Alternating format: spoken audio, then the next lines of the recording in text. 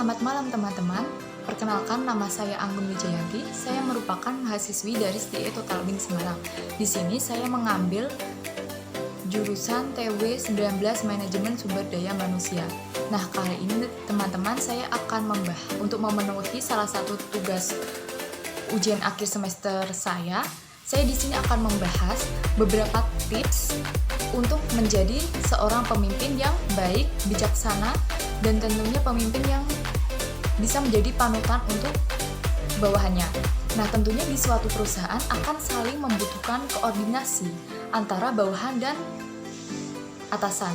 Nah, untuk itu di sini akan ada beberapa tips dari beberapa poin saya sampaikan terkait apa saja tips-tips dari poin yang bisa dicontoh oleh oleh kalangan leader, mungkin dari anggota tim juga bisa mencontohnya. Nah, di sini di sini ada 12 poin yang akan saya bahas nih. Yang pertama ini ada effective communication. Nah, apa sih effective communication ini? Yaitu komunikasi yang efektif dibangun atas dasar kepercayaan, visi, harapan, harga diri, dan keyakinan. Hal-hal yang harus dilakukan oleh pemimpin agar membangun komunikasi yang efektif sebagai berikut. Yang pertama itu berpikir sebelum berbicara. Nah, seorang pemimpin perlu memperoleh gambaran penuh agar dapat memberikan informasi kepada karyawan. Yang kedua ini ada tipsnya, yaitu mengendalikan emosi secara efektif. Di sini, pemimpin bersikap fleksibel kepada bawahnya, tidak boleh menunjukkan rasa frustasi, marah, atau sesukanya. Nah, yang ketiga ini ada tipsnya lagi, yaitu mengenali kualitas isu-isu. Pemimpin diharapkan mengenali isu-isu yang beredar di perusahaan. Beberapa isu tersebut akan mendatangkan pertanyaan dari bawahannya. Maka, seorang pemimpin harus dapat menjawab isu-isu yang beredar di lingkungan perusahaan. Dan tetap menunjukkan kebersamaan walaupun ada beberapa berita negatif maupun positif. Nah, selanjutnya ini ada tipsnya lagi, yaitu menjadi pendengar yang baik. Pemimpin harus dapat memberikan perhatian kepada tiap bawahannya terkait pekerjaan dan dapat memberikan solusi jika karyawan tidak dapat mengatasinya.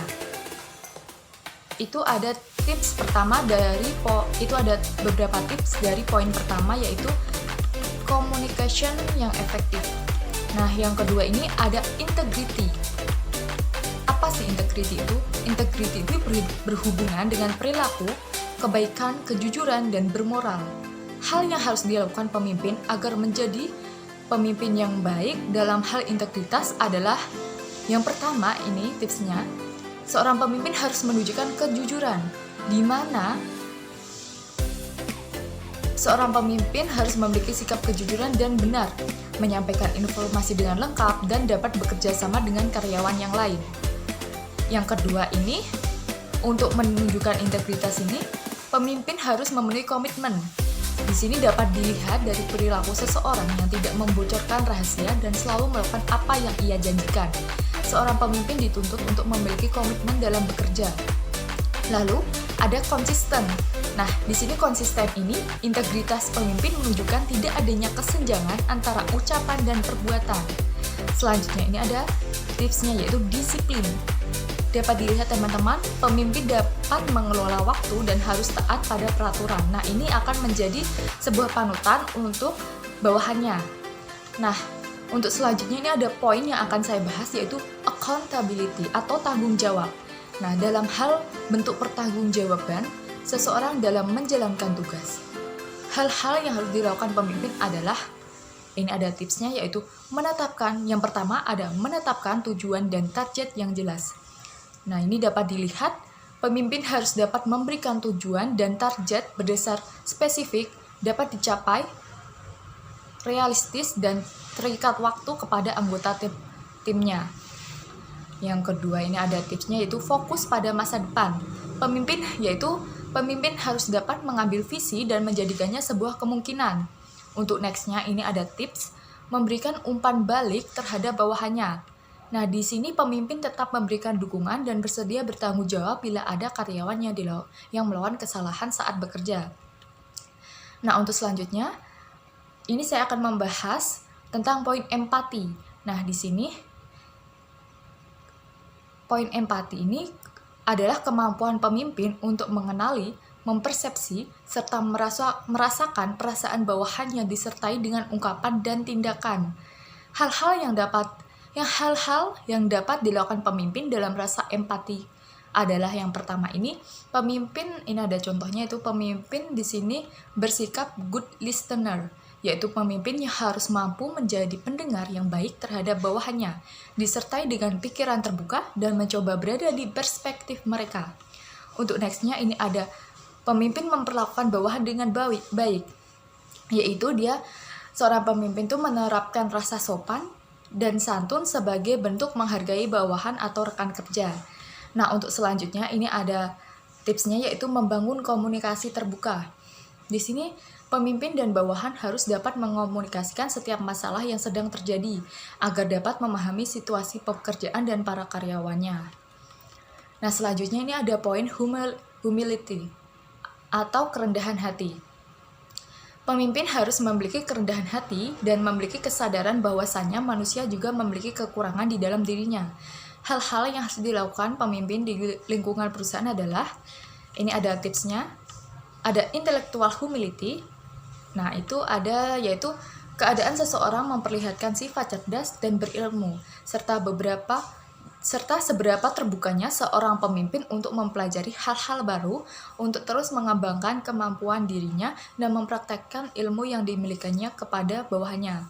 Di sini ada kerendahan hati, ini ada tipsnya yang lain tuh ada moral humility, yaitu pemimpin mampu menghargai pencapaian dari orang sekitar dan tidak merasa dirinya adalah terbaik dari orang lain. Dan di sini selanjutnya ini ada tipsnya, yaitu seorang pemimpin harus personal humility, yaitu pemimpin yang memiliki kepercayaan diri yang baik dan tidak memberatkan semua permasalahannya hanya kepada bawahannya. Nah, untuk selanjutnya teman-teman, ini dapat dilihat, ini ada poin resilience, di mana kualitas di mana seorang pemimpin mampu melihat situasi yang sulit. Hal-hal yang harus dilakukan seorang pemimpin adalah, ini ada tipsnya. Yang pertama, ketangguhan mental. Seorang pemimpin harus mempunyai mental yang tangguh untuk selalu mengembangkan sikap percaya diri dan optimis. Lalu, seorang pemimpin harus memiliki ketahanan fisik. Nah, ini ada tantangan yang berat tentu akan menuntut pemimpin untuk bekerja lebih ekstra. Nah, di sini selanjutnya ada keseimbangan emosi. Nah, tentunya seorang pemimpin harus selalu mengambil keputusan dengan pertimbangan yang rasional dan dalam keadaan emosi yang terkontrol dan seimbang. Nah, untuk selanjutnya teman-teman, kita berada di poin vision. Apa sih vision ini? Diambil dari kata visi, yaitu sumber inspirasi dan energi yang akan menjadi pendamping setianya selama perjalanan mencapai keberhasilan. Yang harus dilakukan seorang pemimpin adalah, seorang pemimpin harus mempunyai vision, diantaranya dia harus mengembangkan tipsnya. Yang pertama itu ada berorientasi pada masa depan. Pemimpin harus dapat melihat jauh ke depan dan merumuskan pencapaian apa yang ingin ia raih dan selaras dengan pencapaian jangka pendek. Nah, tentunya untuk setiap apa yang ingin kita capai ada jangka pendek, menengah, dan jangka jarak jauh. Nah, di sini atau panjang. Di sini ada yang kedua, ini ada tipsnya, yaitu memiliki konteks yang terintegritas.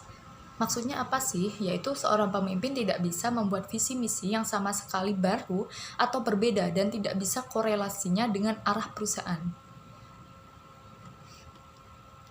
Nah, di sini ada tipsnya yang lain, yaitu visi misi yang positif. Di sini seorang pemimpin tuh membuat target pencapaian harus disertai dengan fondasi yang positif untuk meningkatkan moralitas pada anggota tim atau bawahan agar tetap semangat dalam bekerja. Nah, ini sudah masuk poin yang ke-8, yaitu influence. Nah, di sini teman-teman, pemimpin yaitu di sini ada poin 8, yaitu influence, di mana pemimpin memberikan pengaruh yang positif baik melalui tindakan atau keputusan. Influence di sini bermaksud memberikan pengaruh Hal yang harus dilakukan seorang pemimpin adalah sebagai berikut. Ini ada tipsnya. Yang pertama itu ada membangun komunikasi yang intensif dengan bawahannya. Maksudnya ini itu komunikasi yang secara terus-menerus dilakukan agar terciptanya komunikasi yang selaras dengan rencana awal perusahaan. Terus di sini ada tipsnya, yaitu memberikan motivasi, saran, dan tanggapan terhadap bawahannya. Nah, ini sangat diperlukan oleh bawahan karena bawahan akan merasa terdorong untuk berkembang. Nah, untuk yang selanjutnya ini ada poin positivity. Apa sih positivity itu? Yaitu kemampuan pemimpin dalam melakukan sebuah pendekatan kepemimpinan yang menerapkan prinsip-prinsip positif organisasi demi kemajuan bersama. Strategi yang harus dilakukan pemimpin kepada bawahannya ada sebagai berikut. Nah, ini adalah tipsnya, yaitu membangun iklim positif. Di sini maksudnya ada membangun iklim positif antara karyawan dan atasannya. Yang kedua ini ada membangun hubungan yang positif. Nah, relationship-nya mereka itu harusnya cenderung lebih ke arah yang positif, tidak mungkin kalau ada masalah bisa diselesaikan bersama. Lalu ini ada membangun makna-makna positif. Selanjutnya ada membangun komunikasi positif. Nah, untuk nextnya teman-teman, ini ada poin delegation. Apa sih delegation itu? Delegation adalah gaya kepemimpinan yang banyak memberikan wewenang kepada bawahannya dan memberikan kesempatan kepada mereka untuk memutuskan persoalan yang ada.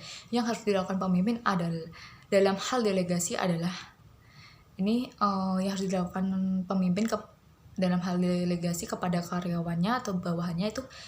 Di sini pemimpin harus menjelaskan urgensi pekerjaan yang akan didelegasikan kepada bawahannya.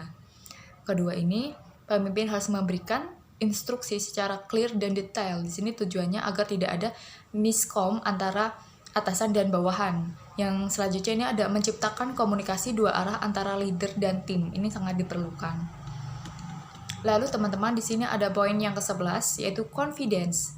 Lalu apa sih confidence itu? Nah, di sini saya akan membahas confidence adalah seorang pemimpin harus memiliki kepercayaan diri dalam memimpin. Karena seorang pemimpin yang memiliki kepercayaan diri mampu mengambil sebuah keputusan dan mampu bersikap tegas kepada bawahannya. Hal yang harus dilakukan seorang pemimpin adalah, dalam percaya diri ini apa sih harus dilakukan oleh seorang pemimpin? Nah, di sini dia harus berani mengambil keputusan. Yang pertama ada berani. Yang kedua, pemimpin harus dapat berdamai dengan kegagalan.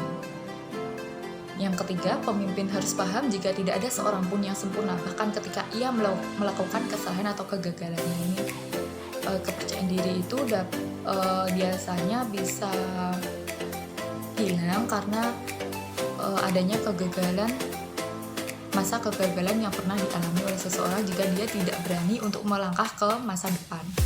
Nah, di sini yang ke-12 ini yang terakhir, poin terakhir. Ini ada open-minded. Apa sih open-minded itu? Yaitu kemampuan pemimpin untuk memiliki pikiran yang terbuka agar dapat berpikir lebih kritis, terutama jika dihadapkan kepada keadaan yang tak terduga. Hal yang dilakukan oleh pemimpin adalah, ini ada tipsnya, beberapa saya akan sebutkan. Yang pertama itu ada pemimpin dapat memperluas jaringan pertemanan. Kedua, pemimpin harus dapat mendengarkan bawahannya dengan baik. Yang ketiga, pemimpin menghindari asumsi dari spekulasi yang dapat membuat pikiran sempit. Nah, demikian teman-teman, itu ada beberapa tips dari beberapa poin yang saya sampaikan bagaimana menjadi good leader di sebuah perusahaan. Nah, ini dapat dicontoh untuk kalangan leader maupun bawahan. Nah, demikian teman-teman, jika kalian ingin melihat dan mengetahui secara detail apa yang saya sampaikan sebelumnya, silahkan mengunjungi blog saya. Terima kasih.